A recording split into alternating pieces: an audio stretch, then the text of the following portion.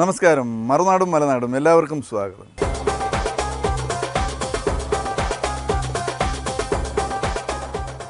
ഇന്നാദ്യം ദുബായിലെ Belhoul speciality ഹോസ്പിറ്റലിലെ doctor Paulose P തോമസുമായി ഓർമ്മകളിലൂടെ, ആരോഗ്യ ചിന്തകളിലൂടെ ഒരു സഞ്ചാരം.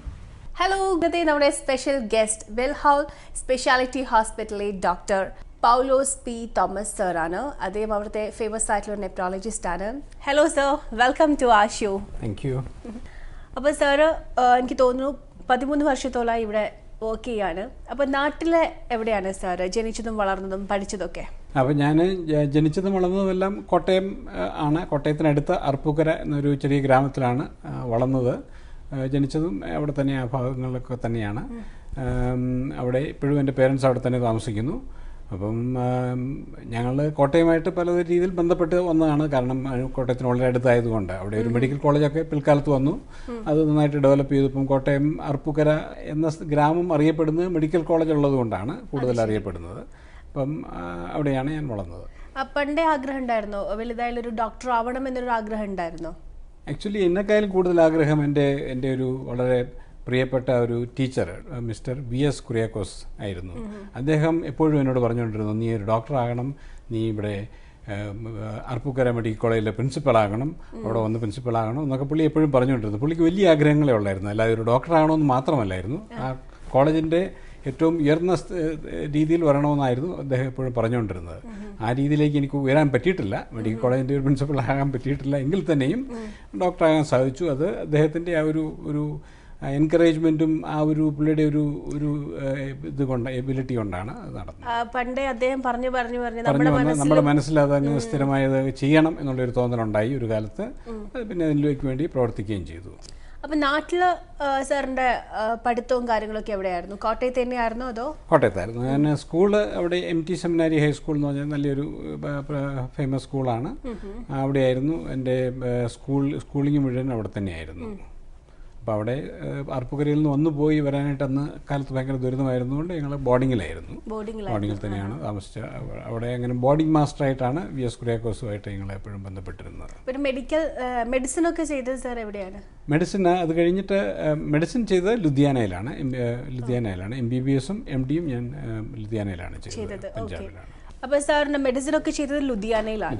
പിന്നെ അത് കഴിഞ്ഞിട്ടുള്ളത് എങ്ങനെയായിരുന്നു? ഞാനും എൻ്റെ വൈഫും ഞങ്ങൾ രണ്ടുപേരും MBBS-ഉം ചെയ്തത്, MD ഞാൻ ചെയ്തത് ലുധിയാനയിലായിരുന്നു.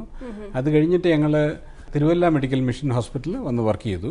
അവിടെ വർക്ക് ചെയ്യുമ്പോഴായിരുന്നു എനിക്ക് കുറച്ചൊരു നെഫ്രോളജി ചെയ്യണമെന്നൊരു ആഗ്രഹം ഉണ്ടായത്. അവിടെ നിന്നാണ് സാർ നെഫ്രോളജി ചെയ്യണം എന്നുള്ളൊരു ഐഡിയ സാറിന്റെ മനസ്സിൽ വന്നത് അല്ലേ? അതെ. എന്നിട്ട് പിന്നെ അതിനെ പറ്റിയിട്ടുള്ള സ്റ്റഡീസ് ഒക്കെ എവിടെ വെച്ചിട്ടായിരുന്നു? അതിൻ്റെ കാരണം ആക്ച്വലി ഞങ്ങൾ തിരുവല്ലയിൽ വർക്ക് ചെയ്യുമ്പോൾ അവിടെ ഒത്തിരി സ്നേക്ക് ബൈറ്റ് കേസസ് വരുമായിരുന്നു. അപ്പോൾ അവർക്കൊക്കെ many of them will get kidney failure. അപ്പം കിഡ്നി ഫെയിലിയർ വന്ന് ഒത്തിരി പേഷ്യൻസിനെ ഞങ്ങൾ കാണുകയും ട്രീറ്റ് ചെയ്യുകയും, അന്ന് ഡയാലിസിസ് ഒക്കെ വളരെ പരിമിതമായ ഫെസിലിറ്റീസാണ് അവിടെ. തിരുവല്ലയിൽ ഈ പെരിറ്റോണിയൽ ഡയാലിസിസ് മാത്രമേ ഉള്ളൂ. ഹിമോ ഡയാലിസിസ് എന്ന 1-2 സെൻറ്ററിലെ, കേരളത്തിൽ 2-3 സെൻറ്ററിലേ കാണുള്ളൂ. അപ്പോൾ അത് വളരെ ബുദ്ധിമുട്ടായിരുന്നതുകൊണ്ട് ഒത്തിരി പേഷ്യൻസിന് അതുകൊണ്ട് സുഖമാകാതെ ഉള്ള കേസുണ്ട്. മോർട്ടാലിറ്റിയൊക്കെ വളരെ കൂടുതലായിരുന്നു അതുകൊണ്ട്. അപ്പം അങ്ങനെയാണ് ഒരു ഡയാലിസിസ് റിലേറ്റഡ് നെഫ്രോളജി ചെയ്യണമെന്ന് ഞാൻ ആഗ്രഹിച്ചത് അന്നേരം. ഓക്കെ. അതിനുശേഷം എപ്പോഴാണ് പിന്നെ ദുബായിലേക്ക് എത്തിയത്? തിരുവല്ലയിൽ നിന്ന് ഞങ്ങൾ അവിടെ വർക്ക് ചെയ്തുകൊണ്ടിരുന്നപ്പോൾ നെഫ്രോളജി ചെയ്യണമെന്നൊരു ആഗ്രഹം ഉണ്ടായതുകൊണ്ട് ഞങ്ങൾ രണ്ടുപേരും വെല്ലൂർ വന്നു. വെല്ലൂർ നെഫ്രോളജി ട്രെയിനിങ് കഴിഞ്ഞു. അത് കഴിഞ്ഞിട്ട് ഞാൻ അവിടെ തന്നെ ഒരു 18 years വെല്ലൂർ തന്നെ വർക്ക് ചെയ്തു. ആക്ച്വലി വെല്ലൂർ തന്നെ വർക്ക് ചെയ്തു. രണ്ടുപേരും വെല്ലൂര് അവിടെ സ്റ്റാഫായിരുന്നു, ഫാക്കൽറ്റി. അപ്പോൾ വെല്ലൂർ ഒരു എത്ര വർഷം വർക്ക് ചെയ്തിട്ടുണ്ട്? 18 വർഷം വെല്ലൂരായിരുന്നു. 18 വർഷം അവിടെ ഉണ്ടായിരുന്നു. ഓക്കെ. അതിനുശേഷം പിന്നെ എങ്ങനെയാണ് ദുബായിൽ എത്തിയത്? അവിടെ വെല്ലൂര് നമ്മൾ വർക്ക് ചെയ്യുമ്പോൾ അവിടെ നമുക്ക് സെബാറ്റിക്കൽ ലീവ് എടുക്കാനുള്ള ഒരു ഫെസിലിറ്റി ഉണ്ട്. അപ്പം നമ്മൾ 5 years വർക്ക് ചെയ്ത് കഴിഞ്ഞാൽ we can take 2 or 3 years off and work in some other place. അങ്ങനെ ഞങ്ങൾ 3 years we went and worked in Sydney, Australia. അവിടെ വർക്ക് ചെയ്തു. അത് കഴിഞ്ഞിട്ട് ഞങ്ങൾ തിരിച്ചു വന്നു. വെല്ലൂർ തന്നെ പിന്നെയും കണ്ടിന്യൂ ചെയ്തു. അത് കഴിഞ്ഞ് പിന്നെ ഒരു ഓപ്പർച്യൂണിറ്റി കിട്ടിയപ്പോഴാണ് ഇങ്ങോട്ട് ദുബായിലേക്ക് വന്നത്. അപ്പോൾ ഓസ്ട്രേലിയയിലാണോ കൂടുതൽ കംഫർട്ടബിൾ, ദുബായ് ആണോ? തീർച്ചയായിട്ടും Australia professionally Australia is far more advanced than Dubai in all ways. Technologically, the facilities wise, it's very good place actually. അപ്പോൾ ദുബായിൽ വന്നപ്പോഴുള്ള ഒരു എക്സ്പീരിയൻസ് എങ്ങനെ ഉണ്ടായിരുന്നു ശരിക്കും? ഇവിടെ ഉള്ള ദുബായിൽ ഞങ്ങൾ ബെൽഹോൾ സ്പെഷ്യാലിറ്റി ഹോസ്പിറ്റൽ അന്ന് ബെൽഹോൾ അപ്പോളോ ഹോസ്പിറ്റൽ എന്നായിരുന്നു അറിയപ്പെട്ടിരുന്നത്. നമ്മുടെ ചെന്നൈയിലുള്ള അപ്പോളോ ഹോസ്പിറ്റലുമായിട്ടുള്ള ഒരു ടൈപ്പിൽ ആണ് ഇവിടെ ഹോസ്പിറ്റൽ തുടങ്ങിയത് തന്നെ. അപ്പോൾ അങ്ങനെയാണ് ഞങ്ങൾ ഒത്തിരി പേരെ അന്നേരം റിക്രൂട്ട് ചെയ്ത് ഞങ്ങൾ വന്നത്. ഞങ്ങൾ വരുമ്പോൾ ഒരു ഡയാലിസിസും നെഫ്രോളജി അവരുടെ ഒരു പ്ലാനിങ്ങിന് ഇല്ലായിരുന്നു. സോ ഞാൻ വന്നപ്പോൾ അവർ പറഞ്ഞു, എന്നാൽ നിങ്ങൾ വന്നിട്ടുള്ളതല്ലേ, നിങ്ങൾക്കൊരു റൂം തരാം, ഒരു ഡയാലിസിസ് റൂം തരാമെന്ന് പറഞ്ഞാൽ ഒരു റൂം ഒരു മെഷീനും അന്ന് തന്നു. അത് കഴിഞ്ഞ് പിന്നെ over the years we developed into a larger dialysis unit that we are now. അപ്പോൾ വൈഫും കൂടി ഉണ്ടായിരുന്നു? അതെ, വൈഫ് വലിയൊരു അനസ്തെറ്റിസ്റ്റ് ആയിട്ടാണ് വർക്ക് ചെയ്തുകൊണ്ടിരുന്നത്. അപ്പോൾ ഞങ്ങൾ അനസ്തെറ്റിസ്റ്റ് ആയിട്ട് വൈഫും ഇവിടെ വന്ന് ജോയിൻ ചെയ്തു. അപ്പോൾ ഞങ്ങൾ രണ്ടുപേരും ഒരേ സമയത്ത് ഇവിടെ വന്ന് ജോയിൻ ചെയ്തു. സെയിം ഹോസ്പിറ്റലിൽ ഒരേ ടൈമിൽ വന്ന് ജോയിൻ ചെയ്തു. അപ്പോൾ ഇനി ഡോക്ടർ പ്രൊഫഷനിലേക്ക് പോവുകയാണെങ്കിൽ ഇപ്പം നെഫ്രോളജി എന്ന് പറഞ്ഞാൽ കിഡ്നി ബേസ് ചെയ്തിട്ടുള്ള കാര്യങ്ങളാണ്. ഇപ്പം നമുക്കിപ്പോൾ കിഡ്നിക്ക് എന്തെങ്കിലും ഒരു പ്രോബ്ലം ഉണ്ട് എന്നുള്ള നമുക്കിപ്പോൾ എങ്ങനെ മനസ്സിലാവും? ശരിക്കും അതിൻ്റെ ലക്ഷണങ്ങൾ എന്തൊക്കെയായിരിക്കും? ഇത് കോമണസ്റ്റ് ഇത് പ്രോബ്ലം എന്ന് പറഞ്ഞാൽ ഇത് പലപ്പോഴും ഏർലി സ്റ്റേജസിന് സിംറ്റംസ് ഒന്നും കാണുകയില്ല. നമ്മളത് പോയി ഒരു റുട്ടീൻ ചെക്കപ്പിൽ കൂടെയാണ് പലപ്പോഴും ഒരു കിഡ്നി ഡിസീസ് ഉണ്ടെന്ന് തന്നെ മനസ്സിലാകുന്നത്. പക്ഷേ ചിലപ്പോൾ നമുക്ക് കാലിൽ നീര് അല്ലെങ്കിൽ മുഖത്ത് നീര്, അതുപോലെ യൂറിനകത്ത് പത വരുന്നു, പ്രോട്ടീൻ കൂടുതലാകുന്നു, ഇങ്ങനെയുള്ള കാര്യങ്ങൾ കണ്ട് ചിലപ്പോൾ മനസ്സിലായെന്ന് വരും. പക്ഷേ പല സ്റ്റേജിലും ഇതൊന്നും തിരിച്ചറിയാൻ നമ്മളെ കൊണ്ട് സാധിക്കുന്നില്ല. നമ്മളൊരു ടെസ്റ്റ് ചെയ്യാതെ നമ്മൾ അറിയാൻ പാകുന്നില്ല. അതുകൊണ്ടാണ് റുട്ടീൻ ഇൻവെസ്റ്റിഗേഷൻസ്, റുട്ടീൻ ടെസ്റ്റുകൾ ഒക്കെ ആവശ്യമാണെന്ന് പറയുന്നത്. എല്ലാ ഡയബറ്റിക് പേഷ്യൻസിനും വർഷത്തിലൊന്ന് complete checkup including kidney checkup ചെയ്തിരിക്കണമെന്നാണ്. കിഡ്നി എന്ന് പറയുമ്പോൾ നമ്മൾ ഓട്ടോമാറ്റിക്കലി എല്ലാവരും പറയുന്ന ഒരു കാര്യം കിഡ്നി സ്റ്റോൺ. അതെ. അപ്പം എങ്ങനെയാണ് ഇതൊന്ന് തിരിച്ചറിയാൻ പറ്റുക, കിഡ്നി സ്റ്റോൺ ഉള്ള കാര്യം? കിഡ്നി സ്റ്റോണും UAE-ലും പ്രത്യേകിച്ചും മിഡിൽ ഈസ്റ്റിൽ വളരെ കൂടുതലായിട്ട് കണ്ടുവരുന്നു, മറ്റുള്ള രാജ്യങ്ങളെക്കാളും.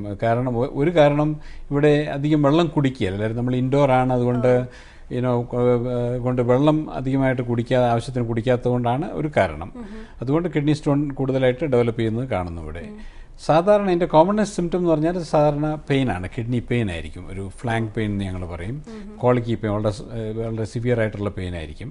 അങ്ങനെയുള്ള പെയിൻ വന്നു കഴിഞ്ഞാൽ ഉടനെ മിക്കവാറും ആളുകൾ എങ്ങനെയായാലും ഓടിപ്പിടിച്ച് ഹോസ്പിറ്റലിലേക്ക് വരും. അപ്പം നമ്മളൊരു അൾട്രാസൗണ്ട് ചെയ്ത് കഴിഞ്ഞാൽ നമുക്ക് അന്നേരം സ്റ്റോൺ ഉണ്ടോ ഇല്ലയോ എന്നുള്ളത് ക്ലിയർ ആയിട്ട് മനസ്സിലാക്കാം. പിന്നെ ഈ ഒരു കിഡ്നി ട്രാൻസ്പ്ലാന്റേഷൻ അത് ഏതൊരു സ്റ്റേജിലാണ് ഡോക്ടർ ചെയ്യേണ്ടി വരുന്നത്? പല പേഷ്യൻസിനും നമ്മൾ ഡയാലിസിസ്, ഇപ്പോൾ ക്രോണിക് കിഡ്നി ഫെയിലിയർ വന്നു, ഇറിവേഴ്സിബിൾ ആണ്, ഡയാലിസിസ് ആരംഭിച്ചു. പക്ഷേ ഡയാലിസിസ് ലൈഫ് ലോങ് ചെയ്യാനായിട്ട് പല ബുദ്ധിമുട്ടുകളും കാണും. ഒന്ന് കോസ്റ്റ് ഒരു ഫാക്ടറാണ്, അതല്ലെങ്കിൽ it is not the ideal form of treatment. The ideal form is ഒരു കിഡ്നി ട്രാൻസ്പ്ലാന്റ് ചെയ്യുകയാണ് ഏറ്റവും ബെസ്റ്റ് ഫോം ഓഫ് ട്രീറ്റ്മെൻറ്റ്. അപ്പം അങ്ങനെയുള്ളത് സിറ്റുവേഷനിൽ നമ്മൾ ലോങ് ടേം പേഷ്യൻസിന് അവർക്ക് പോസിബിലിറ്റി ആണെങ്കിൽ, ആ ഫെസിലിറ്റി അവൈലബിൾ ആണെങ്കിൽ കിഡ്നി ട്രാൻസ്പ്ലാന്റേഷൻ റെക്കമെൻഡ് ചെയ്യാറുണ്ട്. അങ്ങനെ കിഡ്നി നമ്മൾ ട്രാൻസ്പ്ലാന്റ് ചെയ്യുന്ന സമയത്ത് എന്തൊക്കെ കാര്യങ്ങളാണ് ശ്രദ്ധിക്കേണ്ടത്? ഏറ്റവും പ്രധാനപ്പെട്ട കാര്യം എന്ന് പറഞ്ഞാൽ ഇപ്പോൾ kidney transplantation allowed between family മെമ്പേഴ്സാണ് by and large allowed. Commercial transplant where you purchase a kidney it's considered unethical and illegal in most countries including India now. പിന്നെ നമുക്ക് ഈ ട്രാൻസ്പ്ലാന്റ് വേറെ ഒരു ടൈപ്പ് ഒന്ന് ഇപ്പോൾ പുതുതായിട്ട് ഇപ്പം വരുന്നുണ്ട്. ബ്രെയിൻ ഡെഡ് ആൾക്കാരിൽ നിന്ന് കിഡ്നി റിമൂവ് ചെയ്തിട്ട് ട്രാൻസ്പ്ലാന്റ് ചെയ്യുക, കഡവർ ട്രാൻസ്പ്ലാന്റ് എന്ന് പറയും. That is now coming into in many states, including Kerala, including Tamil Nadu, and a lot of other states now. That is starting as a important form of kidney transplantation. അപ്പോൾ doctor ഇപ്പോൾ work ചെയ്തിട്ടുണ്ടെങ്കിൽ സിഡ്നിയിൽ work ചെയ്തിട്ടുണ്ട്, വെല്ലൂരുണ്ട്, പിന്നെ ലുധിയാനയിലാണ് medicine ചെയ്തത്. Of course അവിടെയും എന്തായാലും work ചെയ്തിട്ടുണ്ടാവും. പിന്നെ കോട്ടയത്ത് വർക്ക് ചെയ്തിട്ടുണ്ട്, പിന്നെ UAE-ൽ ഇപ്പോൾ വർക്ക് ചെയ്തുകൊണ്ടിരിക്കുന്നു. അപ്പോൾ ഇത്രയും സ്ഥലങ്ങൾ വെച്ച് കമ്പയർ ചെയ്യുമ്പോൾ വർക്ക് ചെയ്യാൻ ഏറ്റവും കൂടുതൽ ഒരു കംഫർട്ടബിൾ, ഒരു ഫ്രീഡം ഒക്കെ തോന്നിയിട്ടുള്ളത് എവിടെയാണ്? ഞങ്ങൾ ആക്ച്വലി എൻജോയ് ചെയ്ത് വർക്ക് ചെയ്തത് വെല്ലൂർ തന്നെയായിരുന്നു. അതുകൊണ്ടാണ് അവിടെ 18 years അവിടെ തന്നെ വർക്ക് ചെയ്തത്. കാരണം നമ്മൾക്ക് complete professional freedom to work ഉണ്ട്. വേറെ ഒരു ഇൻ്റർഫിയറൻസ് അഡ്മിനിസ്ട്രേറ്റീവ് സൈഡിൽ നിന്ന് വേറെ സൈഡിൽ നിന്നൊന്നും ഇൻ്റർഫിയറൻസ് ഇല്ല. And you have a huge department, huge number of patients, and all the facilities that we require are easily available under one roof. അതുകൊണ്ട് actually working in Vellore was one of the most enjoyable times that we spent over the years. But compare ചെയ്യുമ്പോൾ ദുബായായിട്ട് compare ചെയ്യുമ്പോൾ ഞങ്ങൾ ഇവിടെ വന്നപ്പോഴേ ഞങ്ങൾക്ക് we had a lot of hesitation saying that it may not be the same as Vellore. But we are actually pleasantly surprised that there was no administrative interference in my practice here also. Okay. They actually gave us a complete professional freedom within the limits of what is available here. Like for example, if a kidney transplant is not allowed by the government, so we cannot do a transplant here. Even if we know how to do it, we have the facility to do it, we have the professionals who can manage these patients before transplant, after transplant, everything. but we are not allowed. That is a purely a government decision. So within the limitations of what the country allows us, we are given a complete freedom to practice what we want, and there was no professional interference from administrative interference in our profession. So actually, because of that, we are very happy to work here. That's why we are here actually 12 years. I almost occupied the same chair, same table, same room for the last 12 years. ഇനിയിപ്പം കോട്ടയത്തേക്ക് പോവാണെങ്കിൽ എത്രയൊക്കെ ഏത് സ്ഥലത്ത് എത്ര വർഷം work ചെയ്തിട്ടുണ്ടെങ്കിലും സ്വന്തം നാട്ടിലേക്ക് വർക്ക് ചെയ്യുന്നതിൻ്റെ എക്സ്പീരിയൻസും അവിടെ പോയി ജോലി ചെയ്യുന്നതും ഒരു മനസ്സിലൊരു ഒരു വലിയൊരു സന്തോഷമുള്ള കാര്യമാണ് അല്ലേ? അതെ അതെ, ഞങ്ങൾ ആക്ച്വലി നാട്ടിൽ എപ്പോഴും പോകുമ്പോഴും I use to feel that Kottayam is a big town. It's one of the bigger towns in Kerala. But despite that, I always felt there is something lacking in terms of medical care in Kottayam. Hospitals are very busy. Patients don't seem to get enough attention because doctors are busy, for example. Big units are there, and because of that, I thought maybe I should provide something, a facility where patients are taken care of on an individual basis rather than seeing him as a commodity, a group of people that we ചിലരുണ്ട് 2-3 പേഷ്യൻസിനെ വെച്ച് ഒരേ സമയത്ത് treat ചെയ്യുന്നതുകൊണ്ട് പലയിടത്തും നമ്മൾ കാണാം. So that's not the ideal form of treatment, and അതുകൊണ്ടാണ് ഞാൻ അവിടെ ഒരു ഫെസിലിറ്റി സ്റ്റാർട്ട് ചെയ്യാമെന്ന് ആഗ്രഹിച്ചത്. ഓക്കെ, അപ്പം എന്താ ഡോക്ടർ ഇപ്പോൾ അവിടെ സ്റ്റാർട്ട് ചെയ്തിട്ടുള്ളത്? അവിടെ ഞങ്ങളിപ്പം സ്റ്റാർട്ട് ചെയ്ത ഒരു മൾട്ടി സ്പെഷ്യാലിറ്റി ക്ലിനിക്കായിട്ടാണ് തുടങ്ങിയിരിക്കുന്നത്. എൻ്റെ വെൽഫാസ്റ്റ് മൾട്ടി സ്പെഷ്യാലിറ്റി ക്ലിനിക് എന്നാണ് എൻ്റെ പേര്. അവിടെ ഞങ്ങൾക്ക് ഓൾമോസ്റ്റ് 18 ഡോക്ടേഴ്സ് ഉണ്ട്. Almost all specialities including nephrology and cardiology and ophthalmology and orthopedics and general medicine, diabetology. All these facilities are there, available under one roof. We also have a good laboratory, X-ray department, ultrasound, a good pharmacy. അതെല്ലാം ഉള്ള ഒരു ഫെസിലിറ്റിയാണ് ഞങ്ങൾ അവിടെ start ചെയ്തിരിക്കുന്നത് ഇപ്പോഴും. വൈഫിനെ കുറിച്ച് പറയുകയാണെങ്കിൽ ആളും ഫേമസ് ആയിട്ടുള്ള ഡോക്ടറാണ്, ഡോക്ടർ സാറ. എങ്ങനെയായിരുന്നു വൈഫിന് ഒരു സപ്പോർട്ട്? എങ്ങനെ ഉണ്ടായിരുന്നു? വൈഫിന് എല്ലാ കാര്യത്തിലും നല്ല സപ്പോർട്ടാണ്. ഡോക്ടർ ആയതുകൊണ്ട് നമ്മുടെ സമയത്തിന് വന്നില്ലേലും അല്ലെങ്കിൽ ഇപ്പം നൈറ്റിൽ ഇപ്പോൾ രാത്രി എഴുന്നേറ്റ് പോയി പിറ്റേ ദിവസമായിരിക്കും ചിലപ്പം വരുന്നത്. ഒരു സിക്ക് പേഷ്യൻസ് വന്നു കഴിഞ്ഞാൽ അതൊക്കെ she also understands because she can also be in A similar situation sometimes. അപ്പോൾ ഇനി ഫാമിലി മെമ്പേഴ്സ് ബാക്കി ആരൊക്കെയാണ് ഉള്ളത്? ഞങ്ങൾക്ക് 2 ആൺപിള്ളേരാണ്.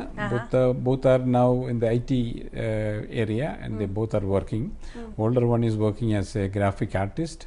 Younger one is also in the IT in working for Oracle in Bangalore. അപ്പോൾ ഡോക്ടർ ഒരുപാട് തിരക്കിൽ നിന്നും കുറച്ച് നേരം നമ്മുടെ കൂടെ സ്പെൻഡ് ചെയ്തു.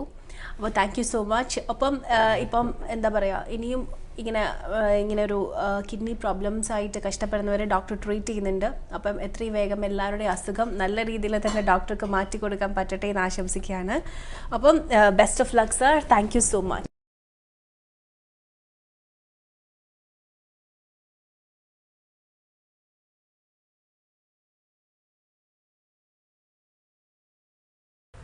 പുറം ലോകത്തെ കരിയിലും പുകയിലും തിക്കിലും തിരക്കിലും വിയർപ്പിലും നിന്ന് തിരിച്ചെത്തി ഉമ്മറത്തേക്ക് കാൽ കഴുകി കയറി പായ വിരിച്ച് നിവർന്നൊന്ന് കിടക്കാൻ ഒരു വീട്.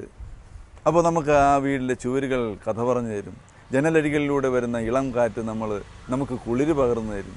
ഇതൊക്കെയായിരുന്നു പണ്ട് നമുക്ക് വീട്. പക്ഷേ ഇന്ന് വീടുകളെക്കുറിച്ചുള്ള ചിന്തകൾ മാറി, സൗന്ദര്യ സങ്കല്പങ്ങൾ മാറി. അതിനോടൊപ്പം ചേർന്ന് നിൽക്കാൻ സ്മിതം ഇൻറ്റീരിയേഴ്സ് ദുബായിലുണ്ട്, നമ്മുടെ നാട്ടിലുണ്ട്. കൂടുതൽ കാഴ്ചകൾ കാണാം, കേൾക്കാം അടുത്ത ആഴ്ച. ശുഭരാത്രി.